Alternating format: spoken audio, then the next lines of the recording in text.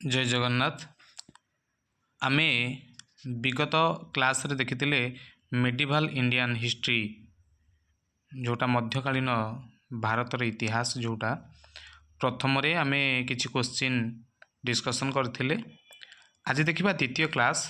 आम सहित जोड़ी रहिबा पई ए चैनल को सब्सक्राइब करंतु आउ बेल आइकन को दबाई दियंतु काहेकि ना समस्त नोटिफिकेशन क्लास अपलोड होबार संगे संगे आपण पाई परिबे। आउ शेयर करंतु, लाइक करंतु। आज देखिबा आज क्लास रो प्रथम क्वेश्चन, टंका नामक मुद्रा किए करथिले प्रचलन करथिले? कुतुबुद्दीन ऐबक, इल्तुतमिश, रेजिया, अलाउद्दीन खिलजी। यार सठिक उत्तर होउची 2 नंबर इल्तुतमिश। परवर्ती प्रश्न, प्रथम मुसलमान शासिका किए?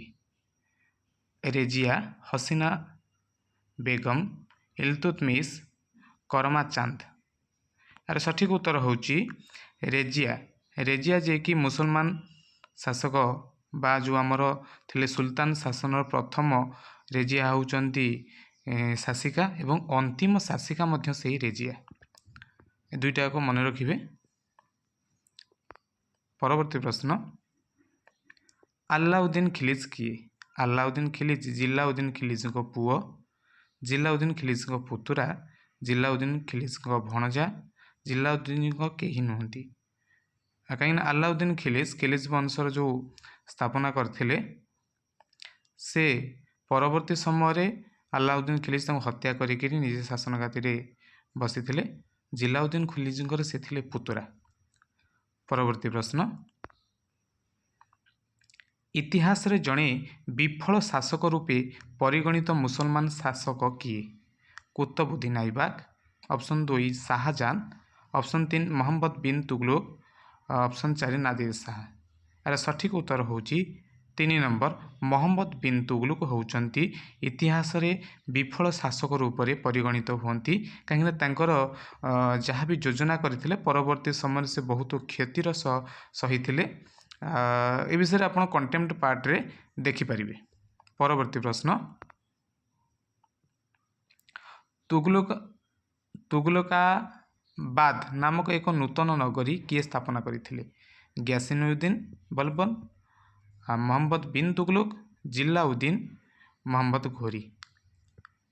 यार सठिक उत्तर होउची ग्यासिनुद्दीन बलबन तुगलकाबाद नामक एक नगरी स्थापना करथिले जे कि तुगलक वंशर संस्थापक थिले। परवर्ती प्रश्न देखिबा, ग्यासिनुद्दीन केबे मृत्युवरण होइथिला? ग्यासिनुद्दीन केबे मृत्युवरण होइथिला होउची 1310, 1315, 1320, 1325।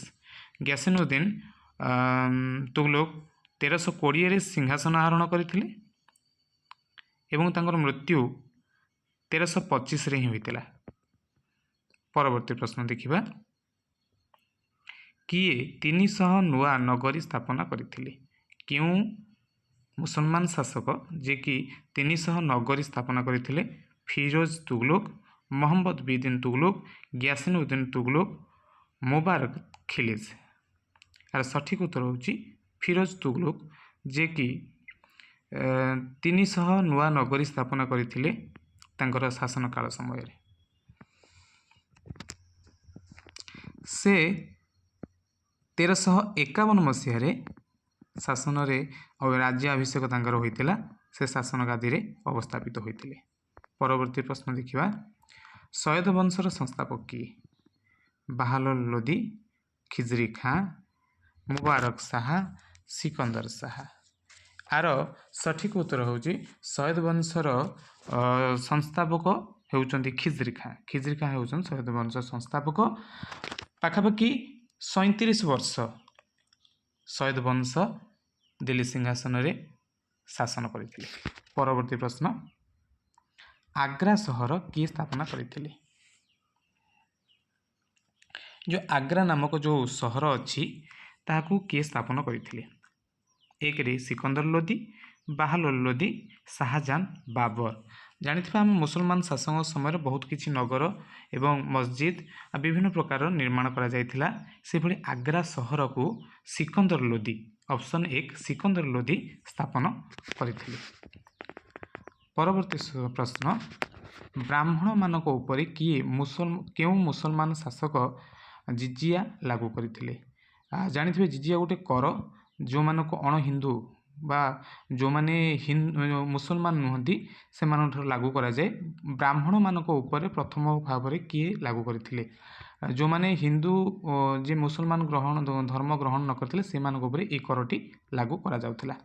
Option 1 Razia, option 2 Muhammad Ghori, option 3 Firoz Tughlaq, option 4 Muhammad bin Tughlaq. ଏହାର ସଠିକ ଉତ୍ତର ହେଉଛି ଫିରୋଜ ତୁଗଲୁକ, ଯିଏକି ବ୍ରାହ୍ମଣମାନଙ୍କ ଉପରେ ଜିଜିଆ କର ପ୍ରଥମେ ଲାଗୁ କରିଥିଲେ। ପରବର୍ତ୍ତୀ, ଆଜିର କାଳାଂଶ ଏଠି ସମାପ୍ତ ହୋଇଛି। ଯଦି କ୍ଲାସ୍ଟି ଭଲ ଲାଗିଥିବ ସାଙ୍ଗମାନଙ୍କୁ ସେୟାର କରନ୍ତୁ, ଚ୍ୟାନେଲକୁ ସବସ୍କ୍ରାଇବ୍ କରନ୍ତୁ। ଧନ୍ୟବାଦ।